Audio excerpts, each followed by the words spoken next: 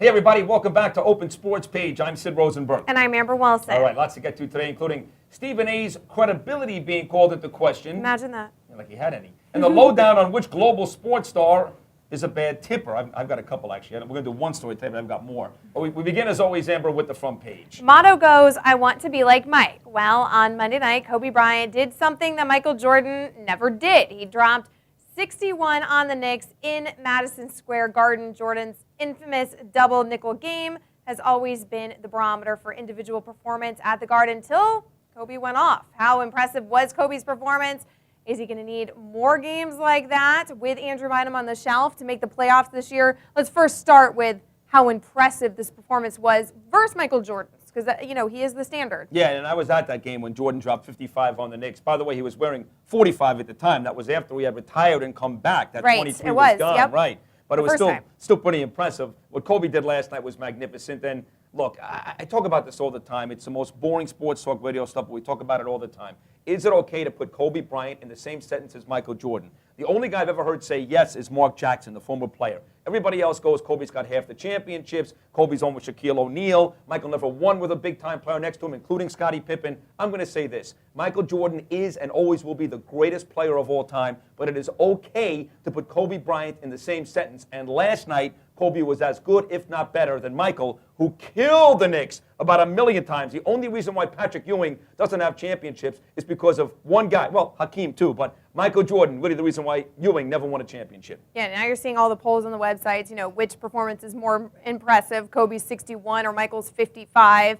Is it fair to say that perhaps people are so concerned about giving Kobe a leg up over Michael because we all kind of grew up with Michael Jordan, that it's sort of the generation? I wonder if the younger generation, even younger than me, that are all little kids during the Kobe Bryant era, I wonder if they're going to feel that same way about Kobe Bryant that we all feel about Michael Jordan.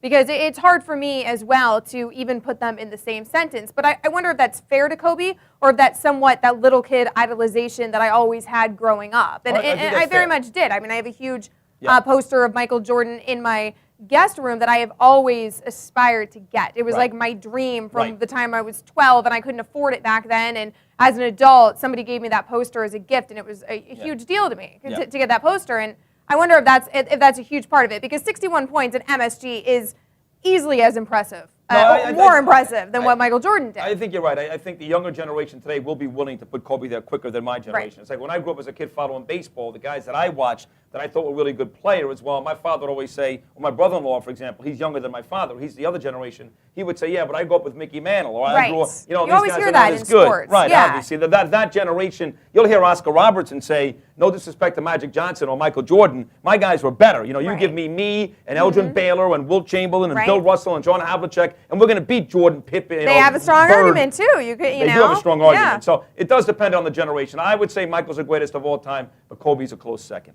Kobe's on his way up. Yes, absolutely. Absolutely. Now, being commissioner of baseball has its pitfalls, Amber, like being called in front of Congress and dealing with steroid shame. But man, does it pay. A recent report shows that Bud Selig made, this is unbelievable, $17.5 million in 2007, which was more than every player in baseball not named A-Rod, Jeter, or Giambi. Ironically, all Yankees. Do you have a problem with Bud Selig making that much money? I don't really know why that's unbelievable. No, in every other industry in the world, the guys at the top, the guys with the fancy offices, are the ones that make the most money. In every company, right, everywhere. I mean, that's what you're normally climbing your way up to. The only way it's not like that is in sports. And I'm not sure if that's necessarily a positive or a negative either way, but I would think that the commissioner in baseball should be paid handsomely. He's clawed his way up to that position. It's a position that comes with massive amounts of responsibility and stress in that position, and more so even than I think that the players have. And I think that his pay reflects the era in baseball quite fairly. I think that it's perverse. I mean, I don't mind Bud Selig making a couple of $1 million, quite frankly, but He's already a wealthy man. He owns a baseball team. He got that job Right. because he's a wealthy guy. Well, you know and, what? And you're out there paying your money to see the players, not to see Bud Selig operate But behind Bud closed Selig doors. is who's running the entire Not really. show that you're Not watching. really. He's not even doing that great of a job, to be honest. I mean, if he was making Well, $5 million. that's a whole nother. Well, but if he was making $5 million, I can understand that. For him to make $18 million, that's perverse. You know what? The rich keep getting richer. Well, I guess they do. That's the how it country. always is, right? Yep. It's easier to make money Well, it's the gonna more money change you now. have. Barack Obama's going to change all that now. But up to this point, that has been the motto. That's and this is been another bad it's example. always no, but I mean, and that's not just a political thing. I just mean in general. No, It's I know. always easier to make Yep. money if you have money True. because it's easier to put yourself in a position to make the money. Right, but if it's you're- not easy to become the commissioner of baseball if you came from nothing and nowhere. Agreed, but if you're a guy that's making millions and millions like that, own a baseball team, you should not be making $18 million to be the commissioner of baseball. Because at the end of the day, So is he's that not just the guy his that puts the... salary? That's like his That's what he made. actual That's what he salary. made. That's what he made. Are Yeah. you sure that doesn't include what he made from his I'm not baseball? Sure. I'm actually not sure. See, then that Yeah. might have something to do with that. I don't think that's his actual just base pure Right, no, I doubt salary. that. I doubt that's the But case. you know, I have no problem with the smart man, smart businessman making all the money he can. Okay. Bill Clinton makes a heck of a lot of money now, too, by the way. And he should. Heck Why of not? a lot of money, no If doubt about I it. could make a heck of a lot of money, I sure as hell would. Yeah, I'm with you. Still more to come here on the OSP, including conflicting reports on Chris Bosch's future and restaurant etiquette for a global icon. Backpage coming up next.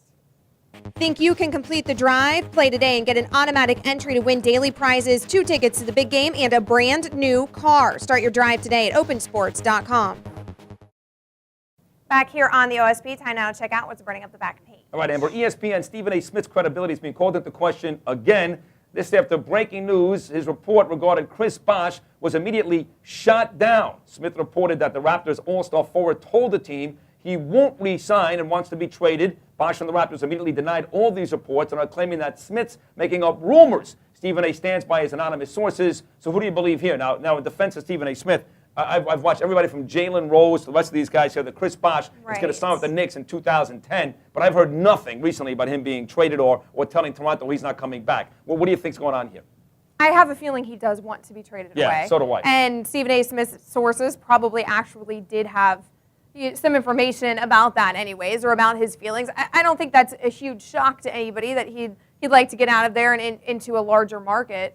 And I don't know. I mean, I just think he probably doesn't, of course, want his fan base knowing that. Right. So when Stephen A. Smith comes out and reports something, the easiest thing to do is to blame the journalist. And Of that's course. how it always is. And not that I like Stephen A. Smith much, because I don't, and we've talked about that on the show before. But in this instance, a lot of the times when these guys point the finger at the journalist, it's more them, trying to protect their reputation for their, own purposes. I agree with you. I think Stephen A. Smith is a moron, but I think he's right on this one. I think he is too. I think he's got this. I mean, it's not like T-Mac didn't do the same Right, thing, and you had Marcus Damon Camby, Stoudemire, all those guys. All guys. those guys wanted to leave Toronto, where the team Why is would not you that want to good. play in Toronto? Right. First of all, the government, takes 50% of your Right. paycheck taxes. If you think it's bad in New York, around this country, Right. you lose half your money right off the bat to taxes in Canada. It's also cold as hell. Cold as hell, and the team's not that good. They're not going to win any championships anytime soon. So I think Stephen A. Smith got this one right.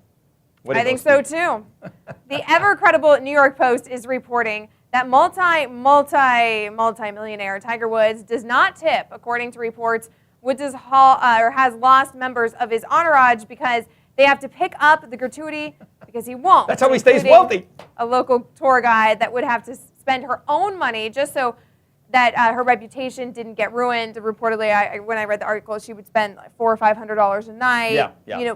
He would pay the bill, but he wouldn't pay the tip. Are you surprised by this? No. I used to be a waiter at L&N Seafood in Boca Raton, Florida, Right. which is a lot of football Did you players. really? Yeah, for 3 That was years. before I did this Before stuff. you reached stardom. Right, exactly. I was waiting on tables, and lots of retired football players live in Florida. Right. Boca Raton Oh, yeah. specifically. I've got stories of guys that Lots of would retired. tip me- Everybody lives in Florida. Well, that's true. 14%, 16%. I mean, you give a guy 20%. The guy runs his ass off. You give the guy 20%. I could tell you 10 athletes, without naming names, that came into that store. Oh, come on, Sid. I can't name any names. Keith Byers was one. That's all I'll say.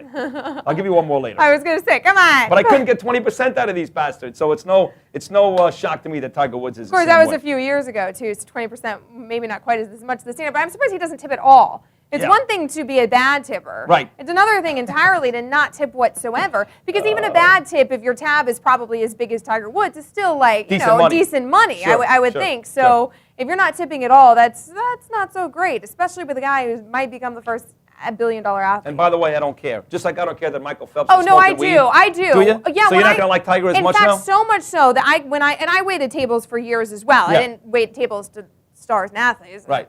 Grow up in South Florida, but not all of us are as privileged as Sure. Sid Rosenberg. No, but even when I go on dates with guys, I try to glance at how much they tip. Right. Because it really bothers me if they're not good tippers. No, I feel like that speaks to your character or something. It bothers me too, and as someone who waited on tables, it's a hard job. I mean, they only make like $3 an hour, Correct. and they're relying on those tips. Correct. They're relying, and that's why your bill is a little bit lower than it Yep. would be, because otherwise the restaurant could just add in the 20%. I still hope Tiger wins the Masters by 10 strokes.